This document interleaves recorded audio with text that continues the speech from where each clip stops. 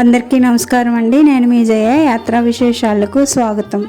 మన అయోధ్య మహానగరంలో జనవరి 22, 2024 మోదీ గారు ముద్దులూలికి బాలశ్రీరామచంద్రమూర్తి విగ్రహాన్ని ప్రాణప్రతిష్ఠ చేశారు కదా. మర్యాద పురుషోత్తముడైన ఆ శ్రీరామచంద్రమూర్తి బాలస్వరూపాన్ని చెక్కిన శిల్పి ఎవరు? కనీసం 5 అడుగులు ఎత్తు కూడా లేని ఆ శిల్పంలో ఎన్ని అద్భుతాలను చెక్కారు అనేది ఈ వీడియోలో మనం తెలుసుకుందామండి. ఈ మూర్తి యొక్క పొడుగు 4 అడుగుల 24 ఇంచీలండి. వెడల్పు 3 అడుగులు, బరువు 200 కేజీలండి. ఈ అపురూపమైన సుందరమూర్తిని 600 సంవత్సరాల పురాతనమైన కృష్ణశిలతో చెక్కారండి.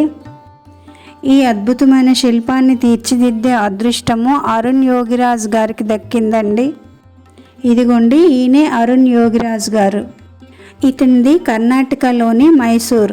ఇతను MBA చేసి ఒక ప్రైవేట్ కంపెనీలో ఉద్యోగం చేస్తుండేవారు.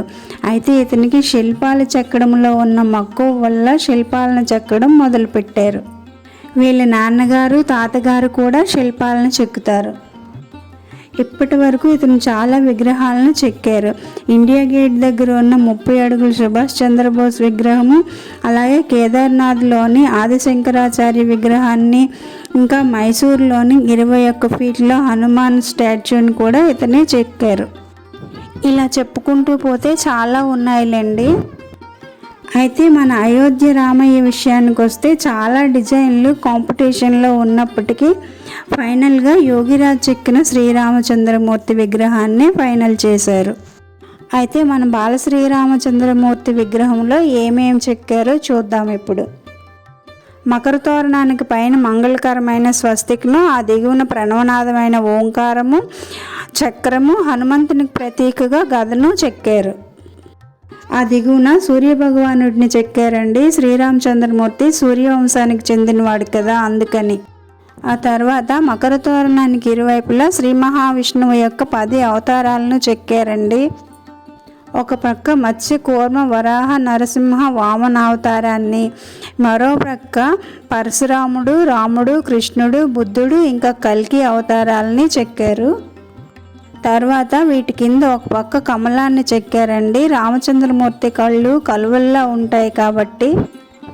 ఇంకో పక్కన గరుడండి. ఇంకా కిందను చూస్తే ఆంజనేయ స్వామిని చెక్కారండి. ఇదండి అయోధ్యలోని బాలశ్రీరామచంద్రమూర్తి విగ్రహం యొక్క వివరాలు. నాకు తెలిసినంత వరకు చెప్పానండి. మీకు ఇంకేమైనా తెలిస్తే కామెంట్ చేసి చెప్పండి. వీడియో నచ్చితే లైక్ చేసి షేర్ చేయండి. ఇలాంటి ఇన్ఫర్మేటివ్ వీడియోస్ కోసం నా ఛానల్ని సబ్స్క్రైబ్ చేసుకోవడం మర్చిపోకండి. ఇవాళకి ఇంతేనండి. ఇంకో మంచి వీడియోతో మళ్ళీ కలుద్దాం. అంతవరకు సెలవండి.